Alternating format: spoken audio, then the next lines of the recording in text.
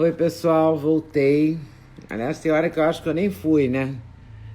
Voltei para fazer uma live agora com o governador do Rio Grande do Sul, Eduardo Leite, Eduardo Figueiredo Cavalheiro Leite. Bacharel em Direito, político brasileiro, 35 anos, um garoto, hein? Filiado ao PSDB, governador do Rio Grande do Sul, anteriormente foi prefeito de Pelotas, de 2013 a 2017. Nasceu em março, lá em Pelotas. Estudou na Universidade de Colômbia, na Universidade Federal de Pelotas. Tem 2 irmãos e é o governador do Rio Grande do Sul. E tem um cachorro que ele leva para o palácio, que eu vi no Instagram dele. Vocês também viram no Instagram dele? Alô, boa Alô, noite, Leda, tudo tudo bem? bem? Tudo bom? Muito Prazer. prazer, muito Prazer é meu. prazer. Obrigada por aceitar fazer essa live com a gente. Uma A alegria. Gauchada está aí, a Gauchada já se inscreveu. A Gauchada está aqui, tem vários inscritos assim. O E é um prazer. pessoal aqui brinca, tem alguns secretários, colaboradores de governo que são de fora do Rio Grande do Sul, que a gente convidou para trabalhar conosco aqui. E um deles me disse uma vez que gaúcho é que tem essa característica, quando está em algum lugar, sempre se identifica, eu sou gaúcho. É verdade, eu já encontrei gaúcho no calor de Porto Seguro com chimarrão, naquele É isso, né? verãozão, e a pessoa com chimarrão. Não Toma, largou mão, toma, não. toma um mate quente para refrescar. É, gaúcho se coloca mesmo, muito bom. Mas É verdade. eu vou te chamar de você, porque ontem eu Claro. brinquei com o Renan, seu assistente, que você estava um gato na foto e falei, eu posso falar isso porque eu tenho idade para ser mãe dele. Aí descobri que você é 2 anos mais novo que o meu filho.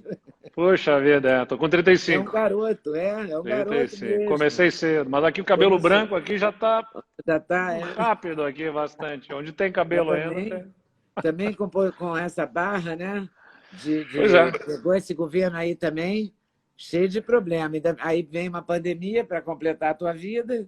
É, o Rio Grande do Sul, infelizmente, Leda, ele tem um problema fiscal, embora nós sejamos a quarta economia do Brasil, o Rio Grande do Sul é. Nós somos a sexta população, nós somos o quarto estado em tamanho econômico, né? O Rio Grande do Sul é um estado muito vibrante do ponto de vista econômico.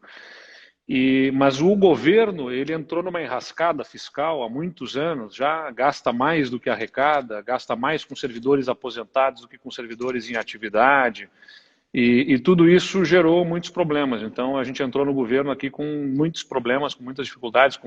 Por exemplo, a gente está falando de saúde agora, os hospitais estavam sem receber há 3 meses no Rio Grande do Sul, quando eu assumi aqui, agora estão recebendo em dia, e os municípios na área da saúde, os programas que o Estado financia para os municípios, estavam há 6 meses sem ter repasse.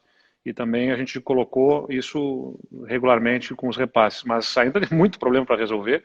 E agora tem a pandemia, além disso, uma estiagem. A gente está sofremos com a seca no Rio Grande do Sul neste ano, que comprometeu boa parte da nossa safra de soja, a safra de milho, e que são motores da nossa economia. Então, um ano difícil esse para nós, mas estamos enfrentando.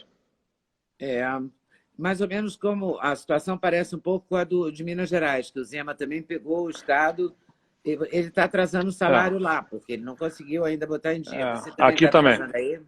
Infelizmente, a gente vinha conseguindo reduzir no início desse ano. O início do ano tinha sido positivo, crescendo, a gente fez medidas de controle importantes. A gente estava conseguindo reduzir o prazo o que levava para quitar a folha de pagamento. E aí veio a pandemia e comprometeu completamente isso. E agora a gente já ainda está pagando agora, por exemplo, o salário do mês de abril. A gente vai até o início do mês de junho pagando o salário que a gente devia ter pago no final do mês de abril, infelizmente. E Isso é esperando a muito. sanção do presidente. Aí o presidente tem que sancionar um projeto de lei É que amanhã, né? diz que é É até amanhã, que é o último amanhã. prazo, né? É o último prazo. Parece que tem uma coisa, ele está disposto a vetar, né? Mas ele fez aquela Ah, reunião com vocês, que foi uma reunião civilizada, eu acho, né? sim, sim, sim, foi Bastante importante. civilizada. E, E ia dar tudo certo, mas eu não sei. Parece que tem alguma coisa que ele tem que vetar dos o parágrafo reajustes dos inteiro, né? servidores. Um Mas ele tem que. parágrafo um parágrafo que excetua, na verdade, ele estabelece o impedimento de reajustes, de aumentos de despesa com folha de pagamento até o final do ano que vem. Mas aí fizeram um parágrafo que botava uma série de exceções, né? Porque é aquela coisa, uma exceção puxa a outra, né? Então a exceção para o profissional de saúde, aí bom, mas se vai excetuar o profissional de saúde, excetua também o da segurança. Bom, mas também tem o pessoal da limpeza urbana que não para de trabalhar por causa da pandemia, então bota a exceção. E aí começa a puxar e virou um parágrafo enorme com exceções gigantescas, e a questão objetiva não é não gostar desses servidores ou qualquer coisa de simpatia ou antipatia. Tem a ver com que a economia, neste período, vai estar sofrendo, a população está sofrendo economicamente, menos riqueza vai estar sendo gerada no país, as pessoas sofrem com desemprego, negócios que vão fechar, menos riqueza, não cabe aumentar despesa do lado do serviço público em salários. Esse é o ponto. Então, eu sou totalmente favorável ao veto. Acho que tem que haver essa compreensão de que neste momento em especial, não cabe aumentar a despesa com folha de pagamento nos estados, nos municípios. Para ser bem simplória e verdadeira, é como a gente vai ter que fazer na casa da gente. É simples assim. É isso aí. Né? Exatamente. Não é muito diferente. Todo Exatamente. mundo vai ter que fazer alguma coisa para se ajustar à crise que vem aí. É isso aí. Não vai e a crise é ninguém. grande, né? A crise é grande porque, diferente da crise que a gente enfrentou lá em 2015, 2016, Leda, em que o país teve uma recessão econômica profunda, foi a maior até então, 2 anos consecutivos de recessão econômica, o desemprego disparando e tudo mais, mas ali era uma crise de uma conjuntura de falta de credibilidade do governo do Brasil, por conta do aumento do déficit das contas públicas, daquela questão que veio às pedaladas, toda aquela história que levou ao impeachment, mas que era uma credibilidade recuperável com reformas que estavam sendo encaminhadas até aqui, a reforma trabalhista, a reforma da Previdência, tudo isso era para criar um cenário melhor. Só que agora é diferente, agora a crise que a gente enfrenta é mundial, em função de uma pandemia, um problema de saúde que mexe com a confiança das pessoas.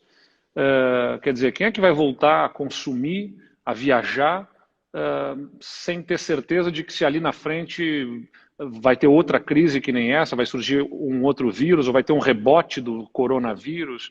As pessoas estão inseguras, e a insegurança leva a menos consumo, que afeta a economia, menos investimentos, então isso, infelizmente, ainda vai demorar a efetivamente se recuperar. Né? Eu achei que eu conversei com a ministra Tereza Cristina, já perdi a noção que eu já estou há 70 e tantos dias em casa, então mas esse mês, ou mês passado, assim, muito próximo. E ela me disse que a exportação de grãos estava indo bem, né? Sim. Carne e grãos, porque tinha um novo mercado, Vietnã, Malásia e tal, estava indo bem. Agora você falou que vai ter que tem uma colheita menor, né? Vai ter uma colheita menor. A gente teve, infelizmente, mais de 40% da nossa safra de soja foi frustrada aí por conta da seca, né? E o milho também teve mais de 25% de quebra de safra, porque no momento em que está enchendo o grão, justamente, né, e que a chuva é mais necessária, o Rio Grande do Sul viu uma escassez de chuva e isso comprometeu a nossa safra, infelizmente. Então, é mais um dos problemas que a gente tem que enfrentar no Rio Grande do Sul. Eu vi você falando também... Hein? Oi, travou aqui. Deu uma caída e está reconectando. Eu estava te perguntando da Lei Candir, que parece que você tem direito a receber, mas o governo também não tem dinheiro para pagar, né? Na verdade, a Lei Candir ela é um ponto polêmico também, porque lá no início dos anos 90, também foi 94, 95, ali, né, teve o 96, acho que foi a Lei Candir, que tirou o imposto ICMS, que é o imposto estadual, dos produtos exportados, justamente porque a gente tinha naquele momento uma paridade cambial, o dólar e o real estavam em paridade, e aí o país tinha dificuldade para exportar. Né? Como é que o país ia exportar se a gente, além de todos os custos que o país tem de problemas logísticos, custo da mão de obra e tudo mais, ficava mais caro, né, para quem comprava do Brasil com o real a um dólar. Então, $1, R$1. O país optou por então tirar impostos para não exportar impostos, né, poder ser mais competitivo. E aí ficou a discussão. Bom, E como é que a União, então como é que vai ser? A União tira o ICMS, é uma receita estadual, a União se comprometeu a repor.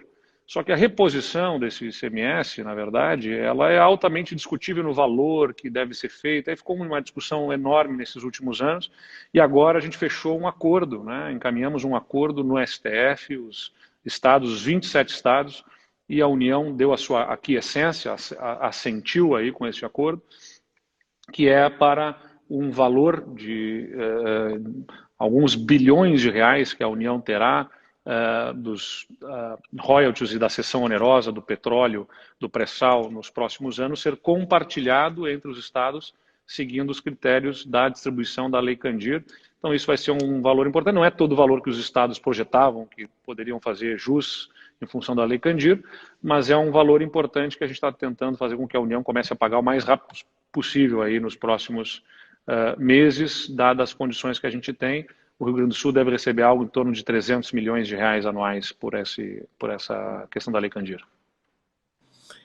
O problema é que essa pandemia atrapalhou tudo, porque a gente estava dando uma melhorada, né? Travou? Travou. Desculpa, deu uma travadinha, mas voltei. Uma melhorada, né?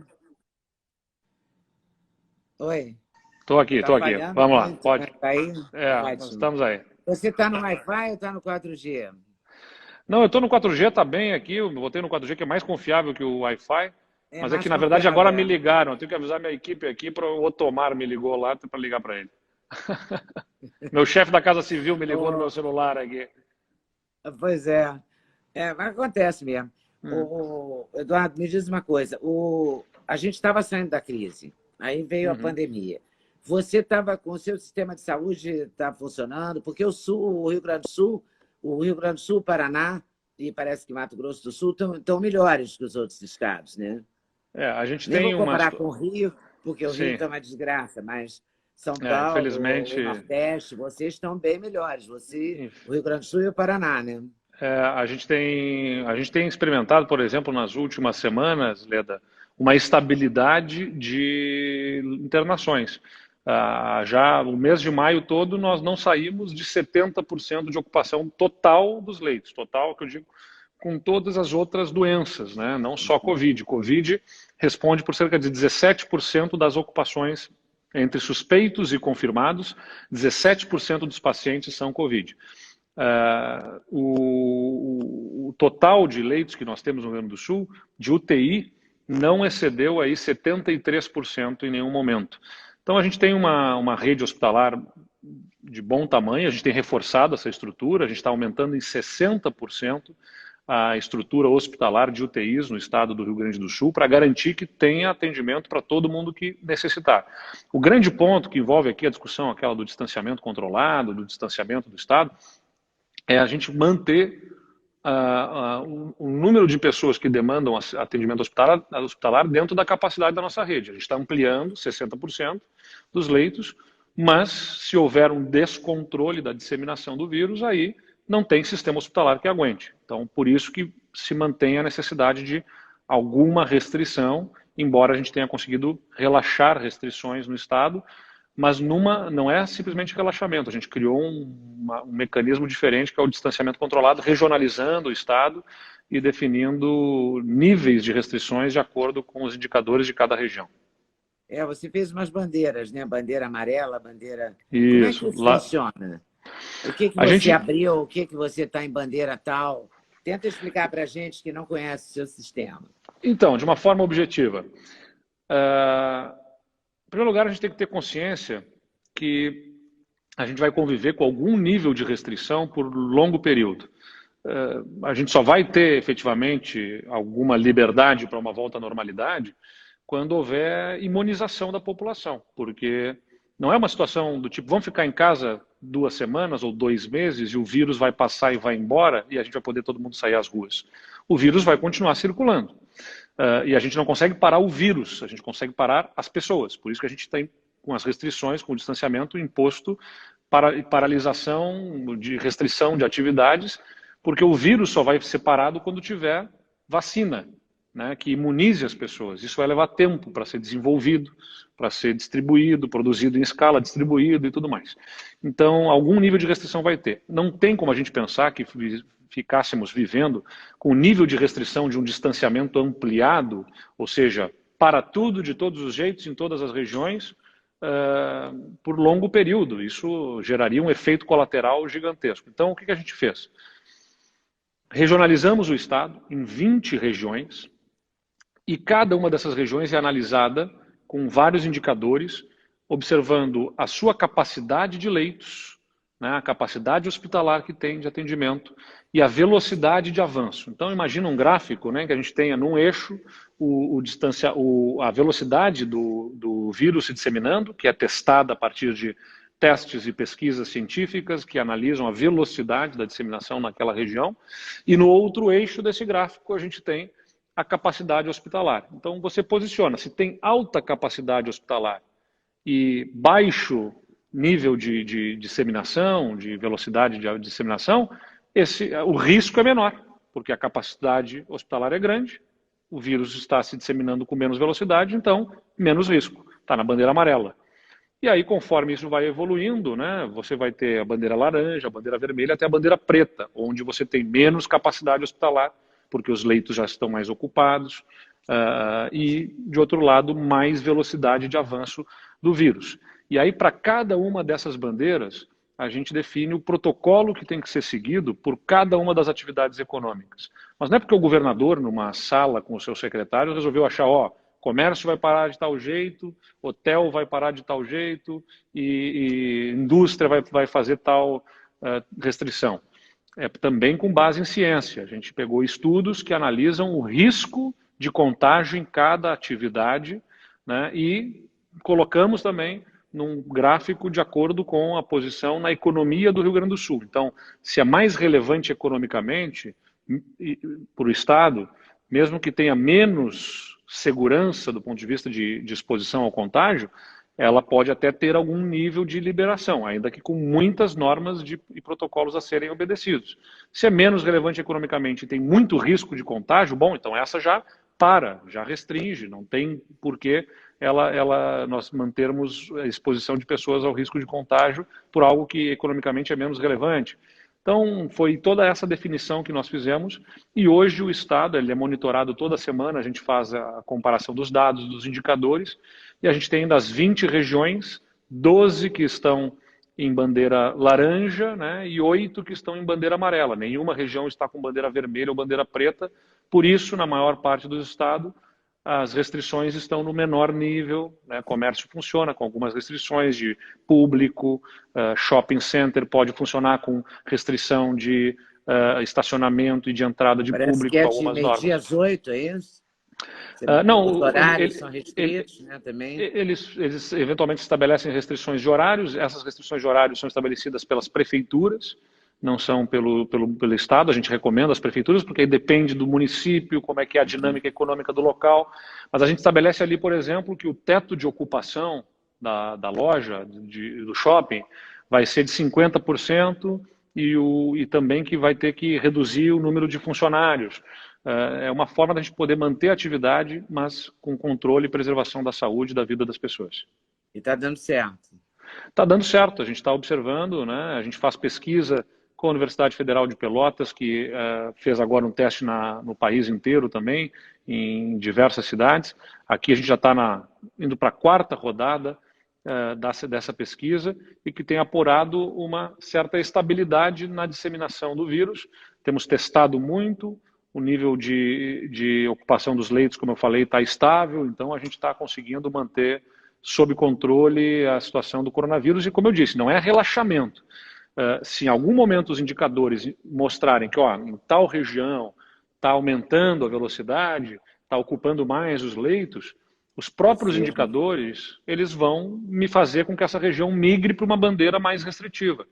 Então, se aperta, né, com restrições, onde deve ser mais restritivo, no local, na proporção e no momento em que se fizer adequado.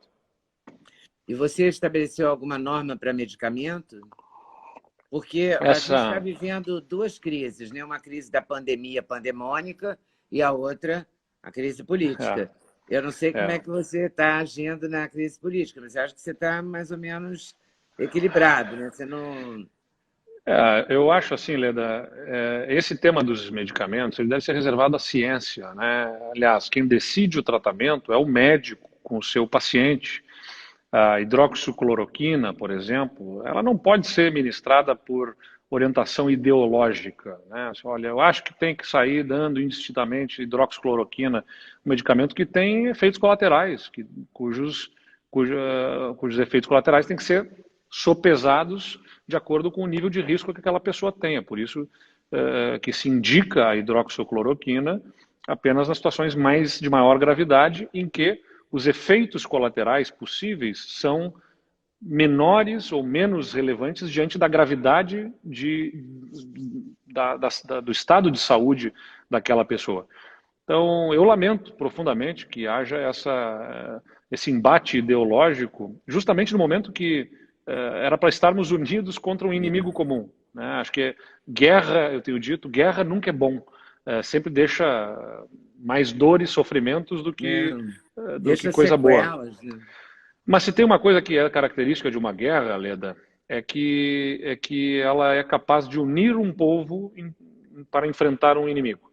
Se a gente pegar a história americana, né, o 11 de setembro mais recente, né, um ataque terrorista aos Estados Unidos gerou um efeito de uma comoção e uma união nacional para o enfrentamento de um inimigo, de um adversário, um inimigo naquele momento. Não estou nem julgando o mérito aqui, né, da questão da natureza da guerra que se travou a partir daquele momento, mas a característica de unir a população no enfrentamento de um inimigo comum. Nós estamos diante de uma guerra sanitária, né, como foi chamada assim pelo presidente da França, o Macron. Então nós tínhamos uma oportunidade de fazer aflorar aquela solidariedade, um espírito coletivo de enfrentamento de um mesmo inimigo que é o coronavírus.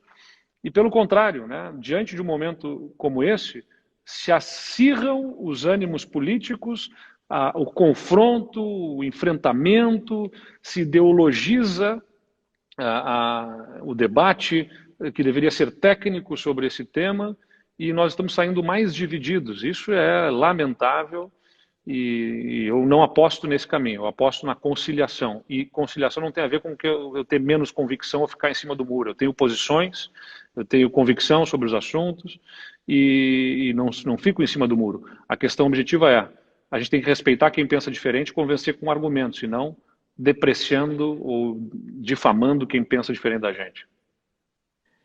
Tá puxado, né? Tá difícil. Mas a temos que fazer a gente nossa tem parte. que enfrentar. Essa parte política está atrapalhando muito, né? O ideal era que a gente pensasse no coronavírus e como sair disso para enfrentar a crise econômica, porque ela vem, com certeza. Claro, até porque, Leda, não tem, eu tenho dito isso também, é ingênuo pensar que a gente tenha uma alternativa, ou se salvam vidas ou se salva a economia.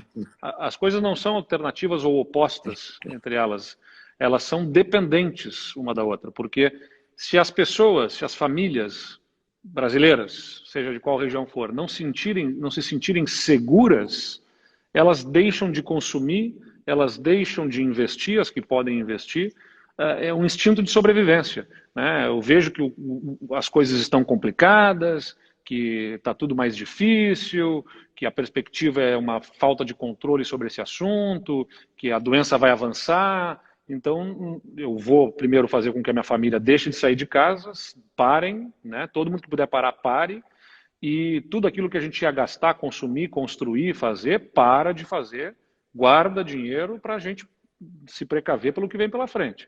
E isso afeta a economia, ou seja, a insegurança do ponto de vista sanitário, né, a incerteza do rumo que terá o país no enfrentamento da pandemia, gera efeitos econômicos. Então, o que melhor o governo pode fazer agora para ajudar a economia é oferecer segurança para as pessoas, né? Mostrar que está cuidando da vida delas, mostrar que está atento e que pensa em salvar vidas. E assim as pessoas se sentindo seguras podem, como eu acho que é o nosso modelo aqui no Rio Grande do Sul, voltar a alguma atividade com regras, com restrições, e assim a gente paga um preço menor do ponto de vista econômico, até porque não é o Brasil sozinho que vai enfrentar esse problema, é o mundo inteiro, né? Então o que a gente tem que fazer é mostrar que a gente cuida da vida para poder entusiasmar as pessoas a seguirem as suas vidas do ponto de vista econômico também. Você reduziu em 30%, né, o seu salário. Eu tomei essa decisão, Leda, porque a nossa arrecadação está caindo 30%. E se a gente está vendo um empobrecimento da população em função do coronavírus, eu não me senti à vontade para assistir, pedir para as pessoas ficarem em casa, pagarem um preço do ponto de vista econômico e eu continuar recebendo meu salário na mesma forma como antes, como se tudo estivesse normal. Eu entrei na política muito cedo, como falamos aqui no início, eu tenho 35 anos. A primeira vez que eu entrei numa atividade pública foi com 19 anos, concorrendo a vereador em Pelotas. Eu não me elegi naquela eleição, mas fui muito bem votado, aí fui trabalhar na prefeitura, fui convidado para trabalhar como assessor de um secretário, fui aprendendo melhor sobre a política, sobre as coisas, gosto muito de gestão, estudei gestão pública, mas fui ali crescendo, mas a questão é, a minha vida profissional foi dedicada à política. Eu não penso na política como uma profissão, mas ela se tornou para mim, né, uma atividade para a qual eu me dedico. Então eu abri mão de uma carreira profissional. Eu sou bacharel em Direito, mas não fui fazer concursos públicos ou não fui abrir um escritório de advocacia e me dediquei à política. O que eu quero dizer aqui é a minha única fonte de renda é o meu trabalho. Eu entendo que eu fui contratado pela população gaúcha, que é a dona do Estado, né, fui contratada pelos acionistas, né, deste grande negócio chamado Rio Grande do Sul, numa assembleia feita numa eleição, me contrataram e eu sou remunerado por isso. Ou seja, não abri a mão do meu salário sem ser algo que realmente pese para mim, porque é a minha única fonte de renda. Mas era o que eu achava correto, porque, como eu disse, a gente está, todo mundo sofrendo de alguma forma os efeitos da pandemia. E convidei os meus secretários a fazerem a mesma coisa, né? E eles fizeram. Os meus secretários, o meu vice-governador, todos se engajaram, também abrindo mão dos seus salários, porque eu acho que todo mundo tem que sentir, de alguma forma, no serviço público, aquilo que a gente está observando acontecer na economia como um todo. E a sua Assembleia Legislativa também aceitou? Na verdade, não foi um projeto de lei, né? Então, foi uma decisão sim, mas eles voluntária, né? votaram, seguiram? Há uma discussão na Assembleia Legislativa nesse momento, né? Eu não sei se algum deputado já fez essa opção voluntariamente, pelo menos não vi alguma notícia nesse sentido, ou eu não quero ser injusto aqui dizer que não houve, de forma errada, mas eu sei que há discussão dentro da Assembleia para, inclusive, que fizessem isso através de algum decreto legislativo, de alguma forma, alguma normativa legal. Mas eu vi também muitos prefeitos fazendo, no momento que a gente fez esse movimento aqui, muitos prefeitos seguiram esse modelo, outros assessores, funcionários tomaram essa providência, e esses recursos todos, na verdade, economizados nesse salário, foram canalizados para o Fundo Estadual de Saúde, né? Então, os 30% que eu abro mão vão direto para o Fundo Estadual de Saúde para ajudar no financiamento da saúde nesse momento que ela precisa muito. E esse cachorrinho vai trabalhar com você todo dia? Ele estava por aqui agora, o Bento, agora já saiu daqui. Eu vi uma foto no seu Instagram que você está saindo assim com a sua pastinha e ele está ali atrás. E você está trabalhando, ele está olhando para você, ele fica tomando conta, né? Aqui no final do dia, na verdade onde eu estou agora, é o escritório da ala residencial aqui do Palácio Piratini, que é a sede do governo. Eu optei por morar no Palácio, embora os últimos governadores não tenham morado aqui, porque eu sou o primeiro governador nos últimos anos, nas últimas décadas aqui no estado, que sai direto do interior para virar governador. Os outros já tinham sido deputados, então tinham residência já em Porto Alegre. Eu não tinha. Já estavam estabelecidos em Porto Alegre. Exatamente, porque o Palácio tem 100 anos, né? Ele é muito bonito, mas ele é, vamos dizer assim, pouco funcional. E aí eu vim morar no Palácio, sozinho, né? Sou solteiro, estou aqui morando no Palácio, e aí o pessoal começou a achar assim, poxa, tu mora sozinho no Palácio, tem que ter no mínimo uma companhia de um cachorro contigo aí, nesse ambiente de 100 anos aí. para te acompanhar. O pé direito é gigantesco aqui, o meu quarto mesmo tem 10 metros de pé direito, é tudo muito grande, embora eu fique aqui num cantinho do palácio que é menor. Está aqui, ó, trouxeram ele para cá, vou te ajudar a ver o Bento aqui. Bento, dá um alô Bento. para o pessoal. Bento, aqui, ó. Esse é o Bento aqui, Helena. Olha só o Ó, Bento. Ele é bom muito companheiro. atento. Ele é bem atento, bem atento. Ele é muito presente no seu Instagram. Eu vejo ele tem uma foto que é hilária. Ele está num sofá marrom de couro e ele está olhando na sua direção, né? Ele está tomando conta mesmo. O pessoal brinca aqui que ele fica atento nos videoconferências, ele está assistindo as reuniões. Mas ele é um bom parceiro, acompanha bem, não late, não late lá. Opa, peraí. Estou reorganizando aqui no tripé. Reorganiza aí.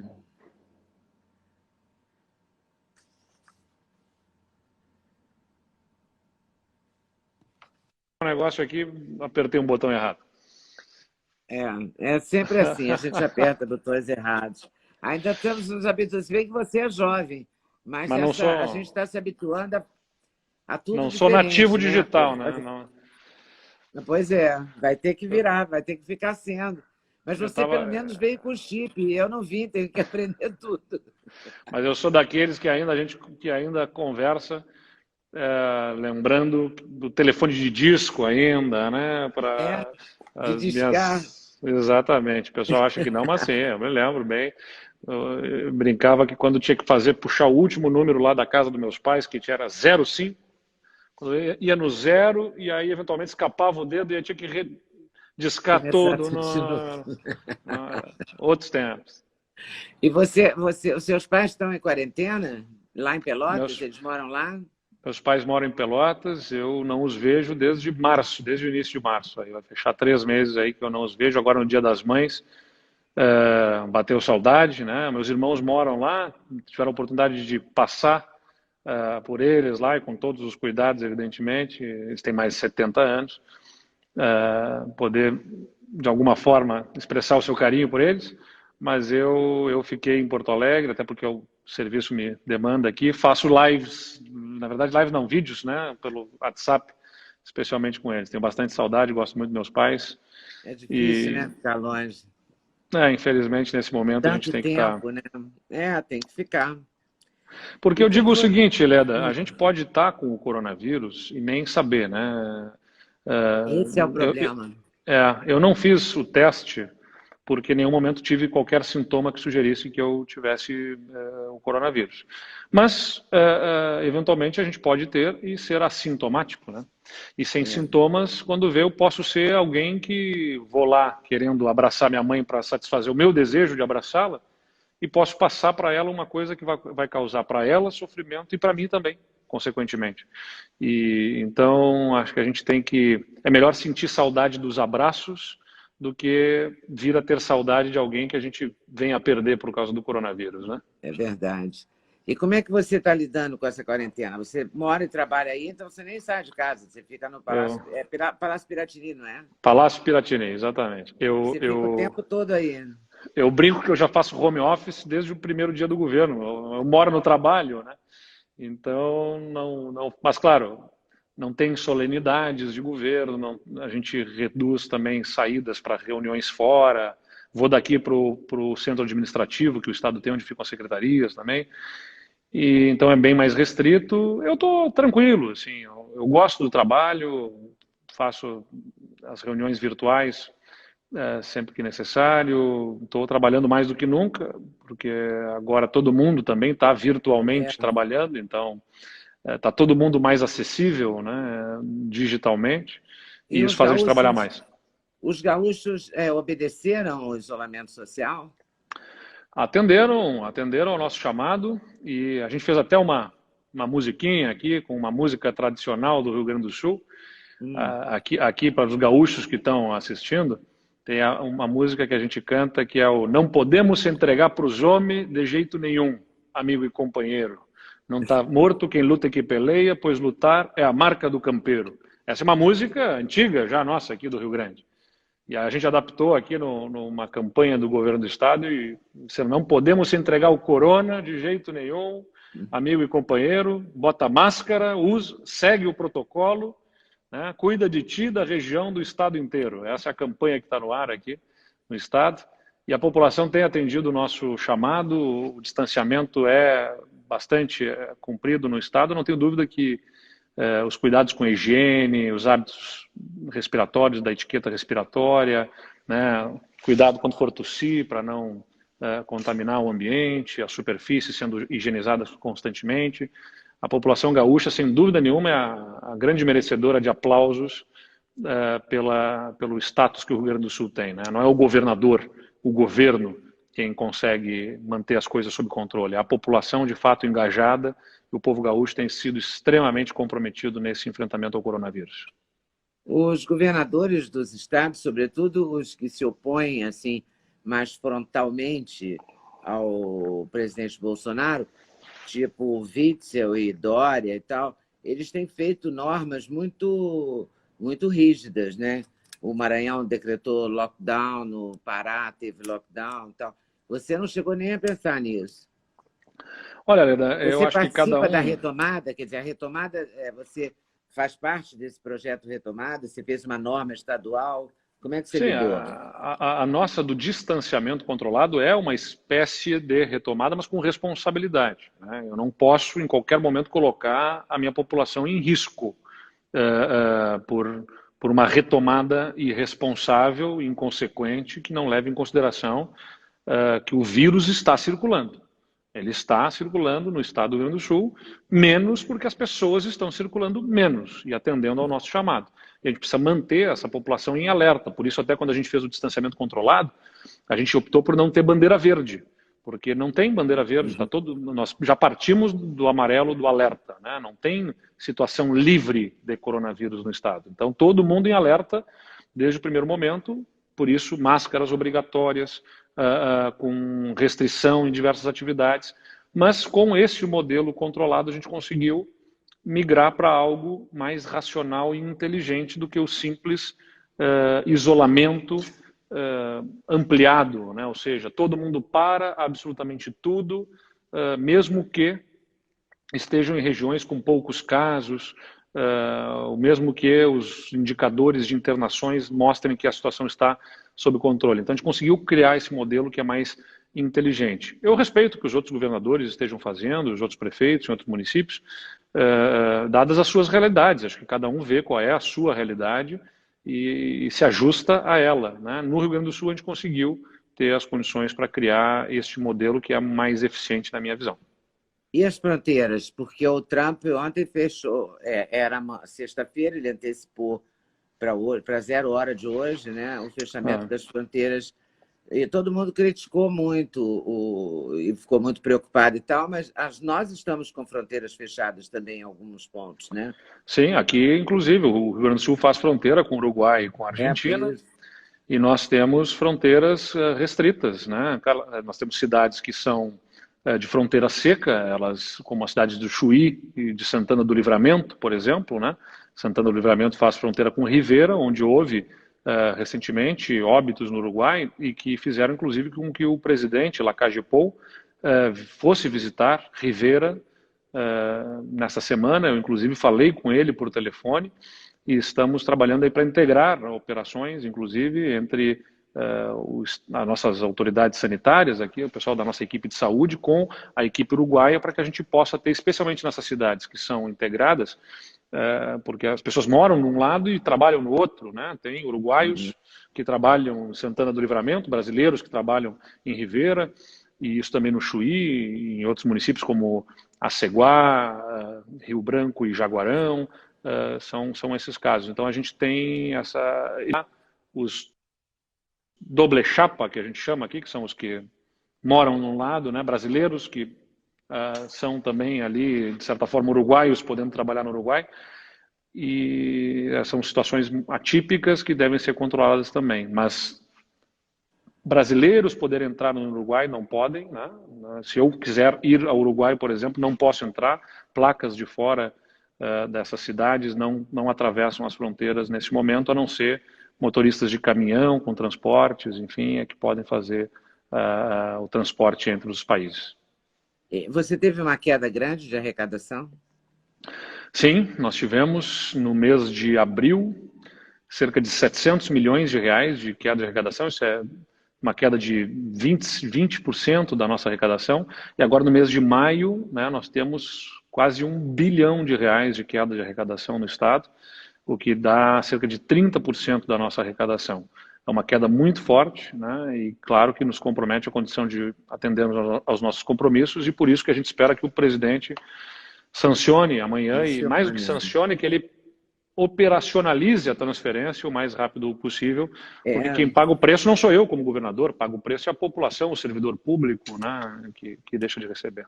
Você falou, inclusive, na reunião que precisava receber até o final de maio. Que, aliás, isso o final de maio é o final dessa semana, né? Porque depois de 1º de junho já é segunda, né? É. Então, é super importante que a gente receba o quanto antes. Já não esperamos receber até o final do mês de maio, mas que seja ainda na primeira semana do mês de junho, seria muito importante isso para nós, para vários estados, para brasileiros, é isso que é importante dizer, né? Porque não existe um povo municipal, um povo estadual e um povo federal, né? Somos todos brasileiros que estão nas cidades e nos estados distribuídos por esse Brasil. Então, se o governo federal não agiliza essa transferência, não é o governador que politicamente pode pensar diferente do presidente quem paga o preço. Quem paga o preço é a população brasileira daquele estado, por conta de, eventualmente, uma disputa política. Isso que a gente não pode admitir. Você acha que, no seu caso, não recebendo parte desses 60 bilhões, você vai atrasar salários?